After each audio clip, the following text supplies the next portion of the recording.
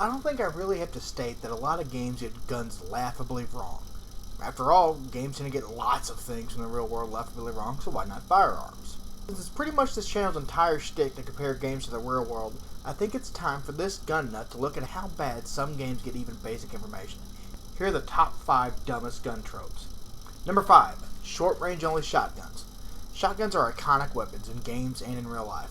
I honestly could do a whole video on bad shotgun tropes alone, but let's just look at the classic short range only shotgun here. Now shotgun is called that because it normally fires shot or a container of small metal balls that spread out to take on a wider area, which is why they're used for burglary.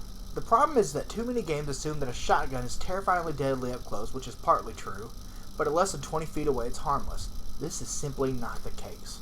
The average shotgun in games can pierce a tank when point blank but shoots magical pillows at shouting range. The problem is that even if 100% of a shot's power was concentrated on a tank, it's still a shotgun shell, so it's not going to penetrate. The range is the worst offender though. Despite what games will have you think, the actual average effective range of a buckshot round is about 50 yards. Now even at maximum effective range, the spread on that shot is still only about 50 centimeters or under 2 feet. Certainly not the dramatic drop-off games would have you believe.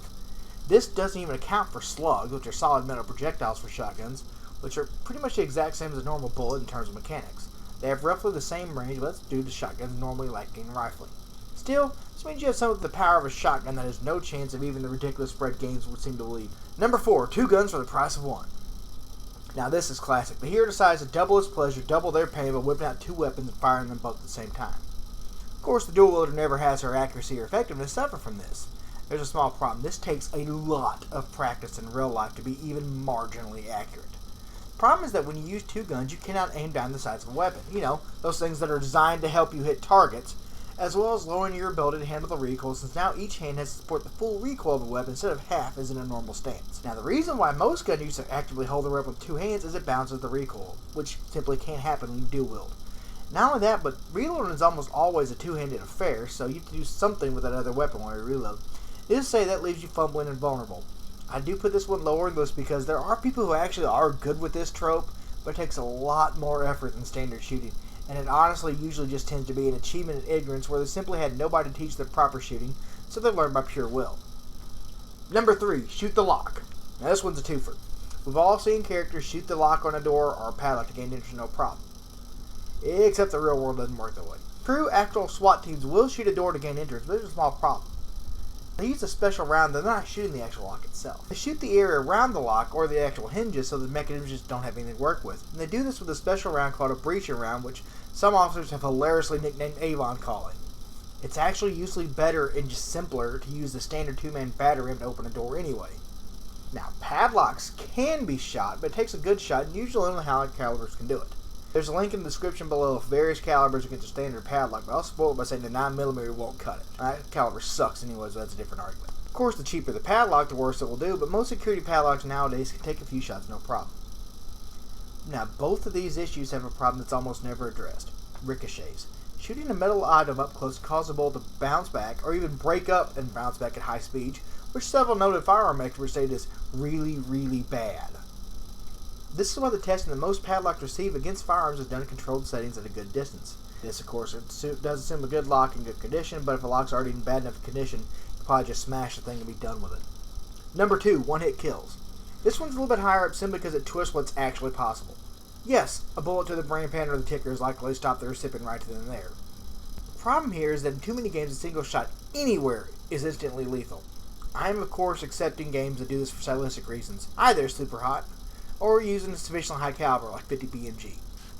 Now, getting shot in the arm would suck without question, but it's likely not lethal, let alone instantly so. There are large parts of the body, likely the majority of it, that are survivable after being shot. There's also the inverse where enemies take enough bullets to kill you that you wonder if it was just actual lead poisoning to the job, even using something like a 50 cal where whatever you just hit likely wasn't going to be connected anymore. Now, sometimes this is an artifact of bad design, such as when the hitbox includes a very tall hat. For some reason, their skull extends that tall. Now, in other games, it's just a simple case of our next entry. Number 1, you failed basic research forever. Now, I could have this enter in just about any worst tropes list. History, physics, economics are all common victims. But this is one that shouldn't happen in the 21st century. Let's look at a quick example. Even the most gun illiterate are likely to tell you that guns take bullets to fire. Yet the GTA 5 intro shows M16 rifles without magazines. What's a magazine, you may ask? Why, it's a container that loads bullets into a gun while you're firing. I do call it M16 style since it's full auto, which means it can't be the civilian weapon, which is only semi-auto, another failure of basic research common to games. Now, this trope extends from things that should be obvious, like a 12-gauge pump-action shotgun being more powerful than a 12-gauge semi-automatic, even though they're using the exact same rounds, to less obvious things like where certain guns fall in a given historic period. Now, I'm just saying here the developers should not make errors about anything, guns, physics, what color a t-shirt they're wearing, that can be solved with even a 5-minute quick hop on Wikipedia. Seriously, people, this is called the information age for a reason. On the positive note, we're still not as bad as Hollywood yet. Now, I could easily come up with more entries, and if you all enjoy the format, I continue the series. But as always, if you have comments, leave them below or find me on Twitter at I Think I Broke It.